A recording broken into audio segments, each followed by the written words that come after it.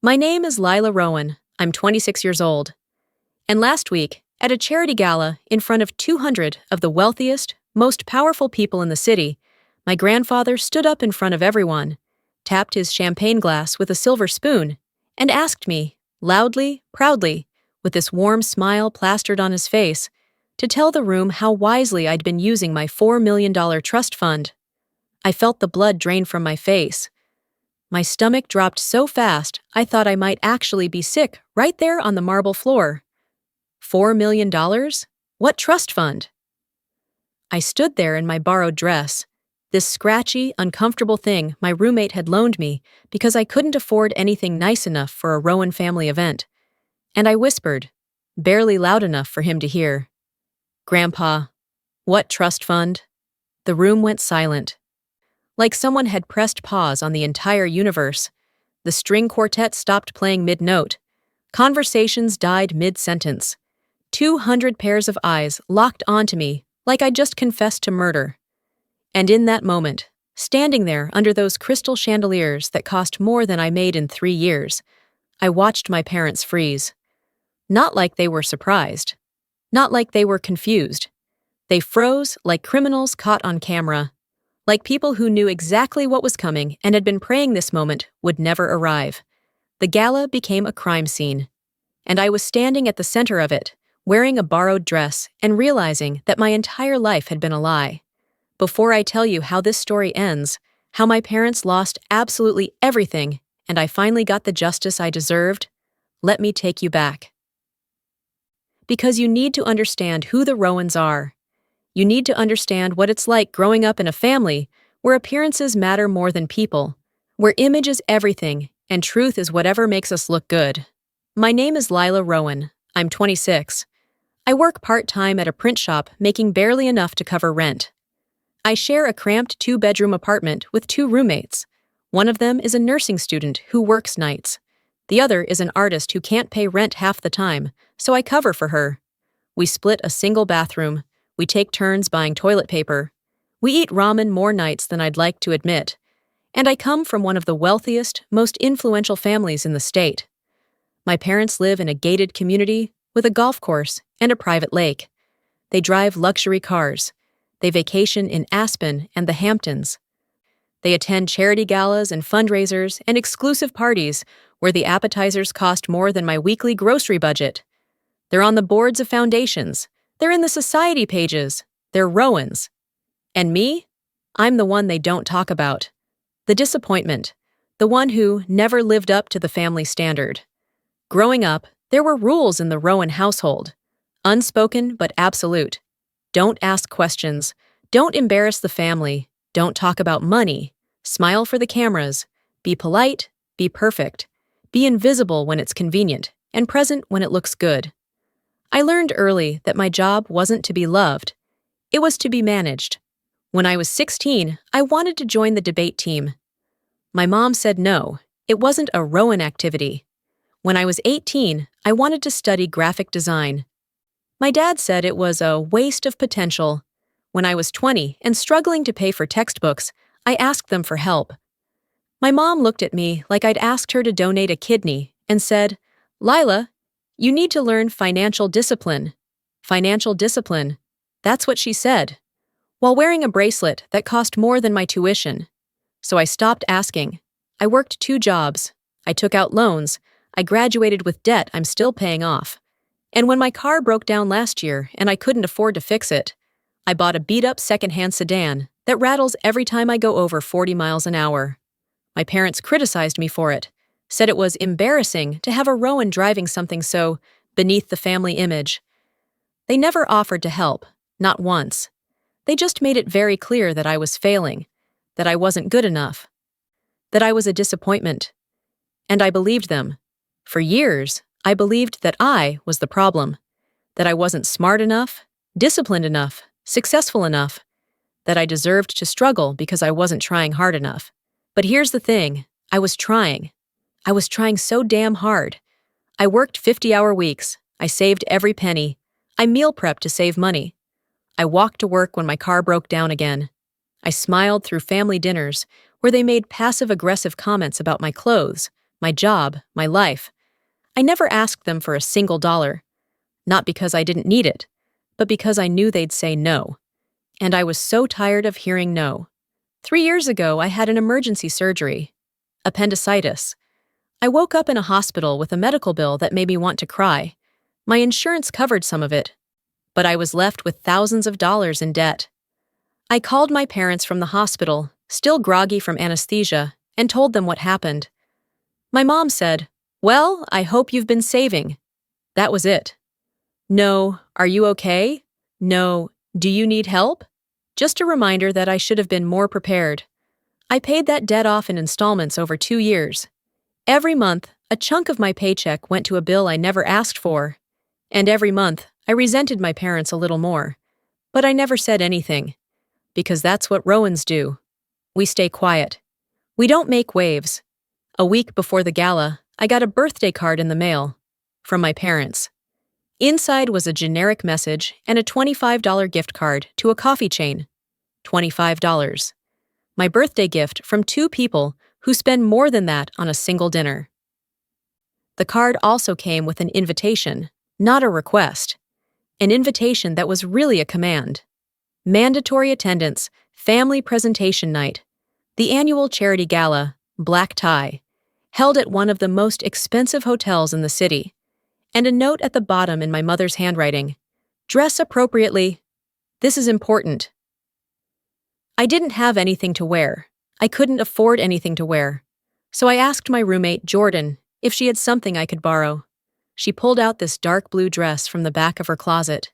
It fit, barely. It was a little tight in the shoulders and a little short, but it was the best I had. I showed up to the gala feeling like an imposter, like everyone could see right through me. See the girl who didn't belong. The girl who was pretending to be something she wasn't. My family was already there, of course, sitting at the main table near the front. My mom in diamonds, my dad in a tailored suit, my older brother and his wife looking polished and perfect like always. They waved me over with tight smiles, the kind that don't reach your eyes. I sat down. My mom immediately looked at my dress and frowned. "Is that new?" "No," I said. "It's borrowed." She didn't say anything else. She didn't have to. The judgment was written all over her face. The night dragged on. Speeches, toasts, performances. I smiled and clapped and tried to blend into the background like I always did. I thought I was safe. I thought this was just another night of being the Rowan they didn't want to talk about. And then Grandpa stood up. My grandfather, my mom's dad, is the kind of man people listen to. He built his wealth from nothing. He's generous. Or at least that's his reputation. He funds scholarships and donates to hospitals, and everyone in that room respects him. He tapped his glass. The room went silent, and he smiled at me. "I want to take a moment to recognize my granddaughter, Lila," he said. His voice carried across the ballroom. Every head turned toward me. "She's been so quiet tonight, so humble, but I think it's time we heard from her." My heart started pounding. I had no idea what he was doing. "Lila," he continued, still smiling, "why don't you tell everyone how you've been managing your trust fund? $4 million is a lot of responsibility. I'm sure you've been investing it wisely." The world tilted. My hands went numb. I stared at him, trying to process what he'd just said. $4 million. I didn't have $4 million. I didn't have $4,000. I had maybe $300 in my checking account and a mountain of debt. "Grandpa," I said, my voice shaking, I don't have a trust fund." His smile faltered. "What?" "I don't have a trust fund," I repeated, louder this time. "I don't know what you're talking about." The silence that followed was deafening. You could have heard a pin drop. Gasps rippled through the room. People whispered. Phones came out, and I turned to look at my parents. My mom had gone pale. My dad's hands were gripping the edge of the table so hard his knuckles were white. Neither of them said a word. Grandpa's face changed. The warmth drained out of it. He looked at my parents, then back at me, and then he said quietly, firmly, "Follow me, all 3 of you." We left the ballroom in silence. People stared, whispered. I felt like I was walking to my own execution. We went down a hallway, past hotel staff and security, and into a soundproof conference lounge. Grandpa's financial investigator was already there. So was a forensic accountant. Both of them had laptops open. The door closed behind us with a heavy click.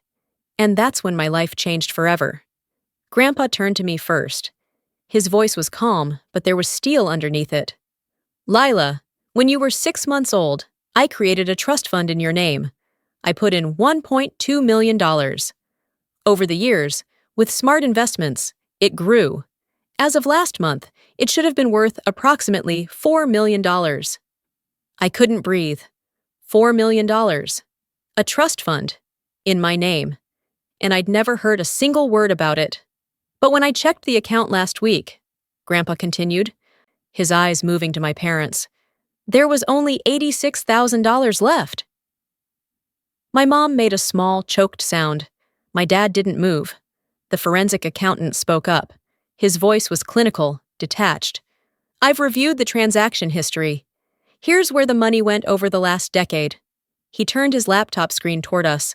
I saw line after line of withdrawals, dates, amounts, descriptions, luxury spa memberships, 5-star international vacations, high-end furniture, jewelry, a consulting business registered under my dad's name that didn't seem to do any actual consulting. And then, at the bottom of the list, a condo in Aspen, purchased 3 years ago. 3 years ago. Right around the time I was in the hospital with appendicitis, begging my parents for help. They spent it, I said. My voice didn't sound like mine. They spent my money. Not just spent it, the accountant said. Embezzled it. Fraudulently withdrew funds from a trust they were named as custodians of, but had no legal right to use for personal expenses.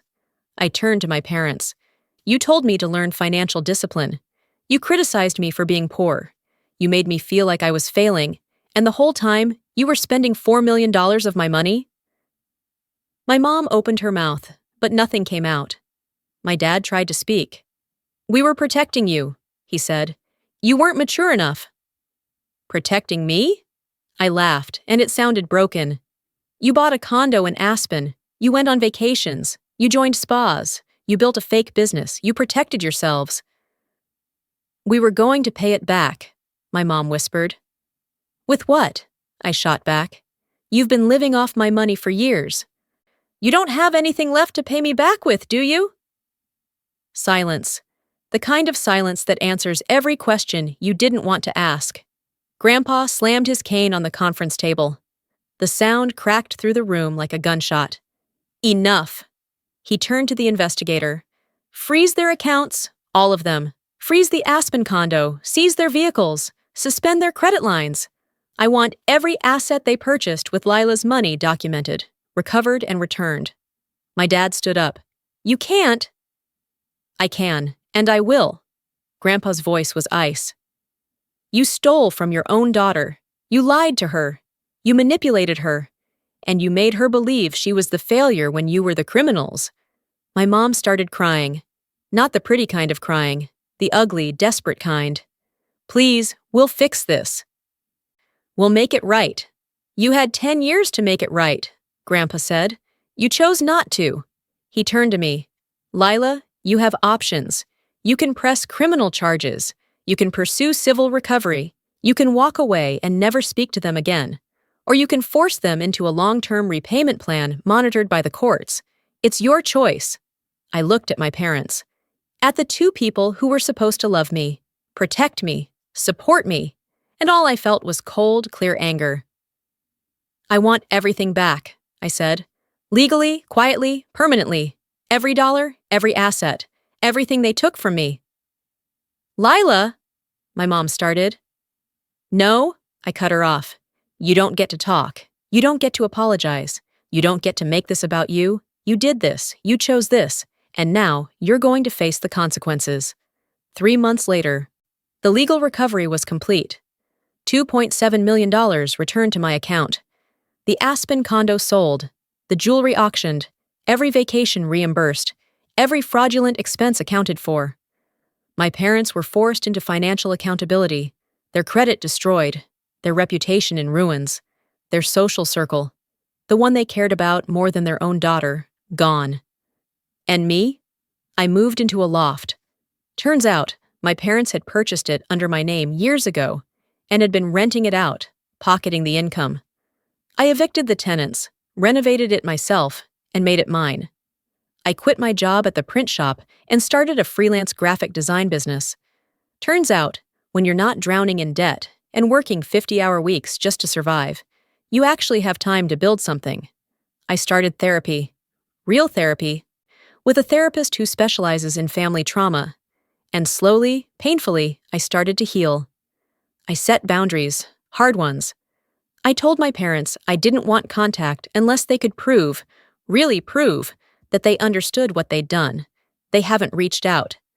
I don't think they ever will, and honestly, I'm okay with that. I reconnected with Grandpa, not because of the money, but because he was the only one who saw what was happening and did something about it. We have coffee every Sunday now. He tells me stories about building his business. I tell him about my design projects. It's simple. It's real. It's the kind of relationship I never had with my parents. I laugh more now. I sleep better. I wake up in my loft, in my space, in a life I built for myself, and I don't feel like I'm drowning anymore. People ask me sometimes if I regret what I did, if I feel guilty for destroying my family. And here's what I tell them. I didn't destroy my family. They destroyed themselves. I just stopped letting them destroy me too. Blood can give you a name.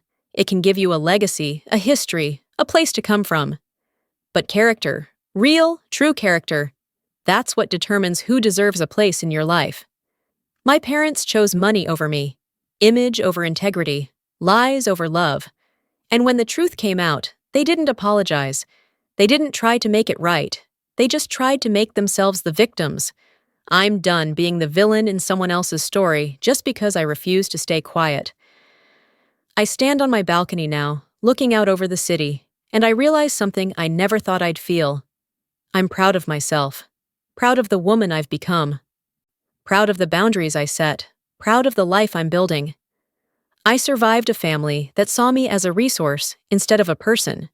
I survived years of gaslighting, manipulation, and emotional neglect. I survived being made to feel small, invisible, worthless. And I didn't just survive.